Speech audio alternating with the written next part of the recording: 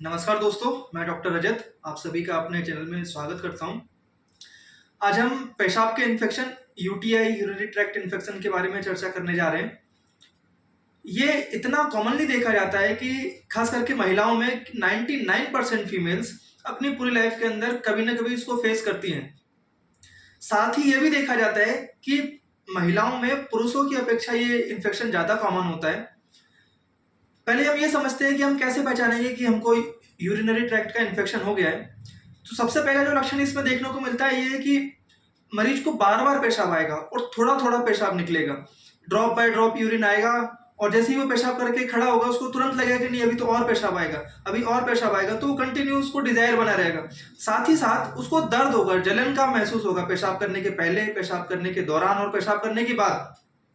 और ये दर्द और जलन इतना तीव्र होता है कि मरीज इससे बड़ा बेचैन हो जाता है।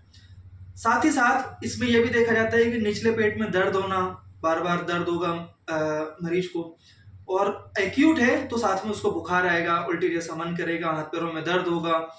और अगर ये इन्फेक्शन ज्यादा हो गया है, ज्यादा बढ़ गया है, तो साथ में पेशाब के साथ रास्ते से खून भी आएगा। अब हम ये समझते हैं कि ऐसा क्यों होता है कि महिलाओं में ये इन्फेक्शन ज्यादा कॉमन है, पुरुषों में ये कम होता है। इसके दो कारण हैं। एक तो इनका महिलाओं के अंदर यूरेथ्रा का जो साइज है वो थोड़ा सा कम होता है इन कंपेरिजन टू मेल्स। अब यूरेथ्रा क्या होता है? ब्लैडर से, पेशाब की थैली से जिस रास्ते से पेशाब बाहर आता है उसको हम यूरेथ्रा कहते हैं। दूसरा कारण प्रोस्टेट का ना होना। मेल्स में यूरेथ्रा के ऊपर दो ग्रंथियां होती हैं जो प्रोस्टेटिक फ्लूइड का रिलीज करती हैं।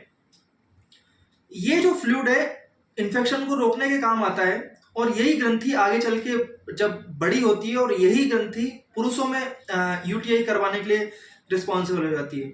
जब इसका साइज बढ़ता है तो वो पेशाब रुकती है, पेशाब रुकती है तो इन्फेक्शन होता है।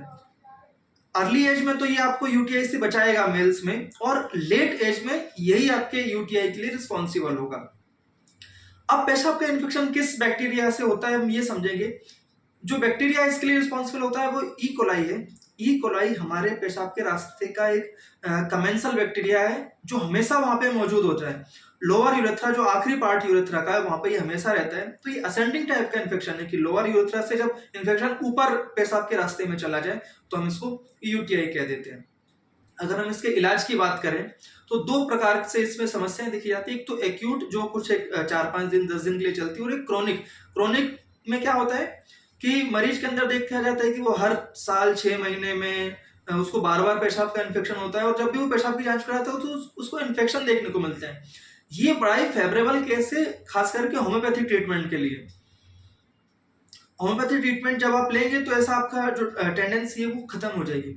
अगर हम एक्यूट इन्फेक्शन की बात करें दोस्तों, तो एक्यूट इन्फेक्शन में जहां पे एलोपैथी में 3 से 4 दिन 10 दिन तक एंटीबायोटिक चलती है, तो होम्योपैथी में अगर इसमें देखा जाए तो 15 से 24 घंटे के अंदर, मतलब लगभग एक ही दिन में आपको इस सिम्टम में रिलीफ देखने को मिलता है। अगर हम दवाइयों की बात करें दोस्तों, तो जलन के लिए अगर आपको पेशाब करते दौरान, पेशाब करने के बाद में और पेशाब करने के पहले भी जलन हो रही है, तीनों समय जलन हो रही है, यही सबसे ज्यादा कॉमन देखने को मिलता है। और पेशाब थोड़ा थोड़ा ड्रॉप बाय ड्रॉप आ रहा है और बार बार लग रहा है पेशाब, तो इसके लिए सबसे इंपॉर्टेंट दवाई है वो है कैंथेरिस। कैंथेरिस में बिल्कुल क्लियर लिखा हुआ है ऐसा। और सिर्फ अगर पेशाब में बार बार आना है तो यूबीआरसी का भी आप इस्तेमाल कर सकते हैं। अगर प्रोस्टेट का इन्लार्जमेंट की वजह से आपको यूटीआई देखा जाता है तो आप चिमाफिला का इस्तेमाल कर सकते हैं। अगर क्रोनिक सिस्टाइटिस है तो आप थुजा, मिडोराइनम ऐसी दवाइयों का इस्तेमाल कर सकते हैं। मैं समझता हूँ आप इस मेरे टॉपिक को समझ पाए होंगे। मेरा वीडियो देखने के लिए धन्यवाद। मेरे चैनल को सब्सक्राइब कीजिए और लोगों में शेयर कीजिए। धन्यवाद।